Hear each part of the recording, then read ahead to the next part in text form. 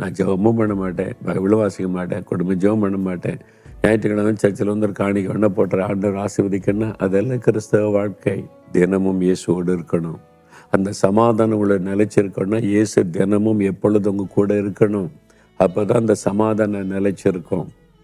அந்த ஆறுதல் உங்களுடைய உள்ளத்தில் எப்போவுமே வேதனை இல்லாத மகிழ்ச்சி இருக்கணுமானா இயேசுவோடு நம்ம இருக்கணும். நீங்கள் ஜெபம் பண்ணி வசனத்தை தியானித்து குடும்பமாக ஜெபிக்க ஆரம்பிங்க. சகல வியாதிகளும் குடும்பத்தை விட்டு விலகும்.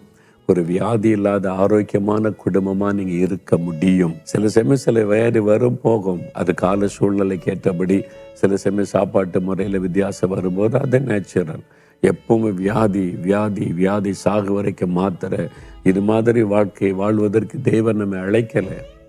ஆசீர்வாதமா சுகமா இருக்கு. அவர் சொல்றாரு, உன் வேதனை நீங்குகிறது, சுகமாயிரு.